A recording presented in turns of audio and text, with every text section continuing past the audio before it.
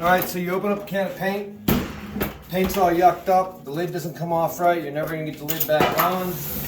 There's all kind of paint chunks and stuff all through it. Don't throw it away. There's nothing wrong with the paint, but don't use it. You got to clean it up and put it in something that's going to work.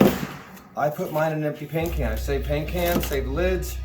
You can use them again, whatever. If you don't have a paint can, you can use anything. But hey, Harold, we have to go to the grocery store. We need to buy a paint can. What's wrong with this, Mildred? Can't you use that? Mixed nuts. How about that one right there? That's specials. Yeah. Pretzel bites. Pretzel bites. I don't care. Just put it in a container, whatever size fits. You got plastic everywhere. Use it up. Anyway, you go from there.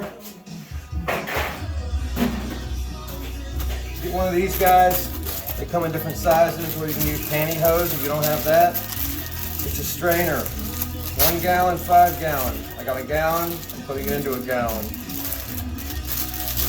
I got these cheap Home Depot. Again, use anything you got. You can use a sock. It just takes longer. All you do is you open this guy up. There's 2 of them in there. Take this. Push it down inside the new fresh can. Make sure the can's clean. You don't have any debris in that. Rinse it out, dry it out, all that fun stuff. Pull this down tight. So this is almost flat up top. Pull it down flat, tight like that. Then put your hand in it, make a little divot like that. Take the paint. Don't pour it all at once because it'll pull the strainer down inside to the bucket. So pour it nice and slow. If you can, hold on to this or have a trusty dusty friend nearby. Pour in enough. Fill up the gap, whatever you're comfortable doing. You want to do a little bit less, it just needs time to siphon through. All the debris that you don't want is going to be on one side, the paint's going to be on the other side, and you're good to go. If you don't need to strain it all, you don't want to strain it all, you can strain it as you need it. I'm putting it all in a new can because this can will not seal up anymore. The lid was seized on because somebody didn't clean around that groove at the top.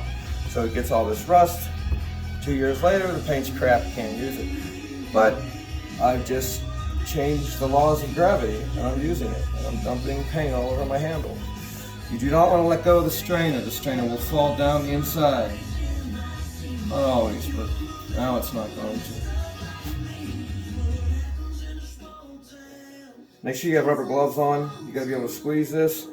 Anyways, you can do that for a while, or you can just throw it away. Save as much as you can, obviously. Take your strainer, go like this. This is the way I do it. You either take your lid or a shim. I'll show you the lid way because I think it's cooler. My lid's not there. Probably threw it on the ground. Yeah, I'll show you the strainer because I don't know where the lid's at. Oh, I got it. Hold on. So the idea, once you put paint in this bucket, you don't want paint all over the lid and all over this in this crease, or else the same thing's going to happen. So you want to try to keep paint off the lid. When I use paint, I open it up to use it for something. This is how I use the shim. I'm not going to do the lid because it makes a mess. But you want to keep the paint inside the can, not on the rim.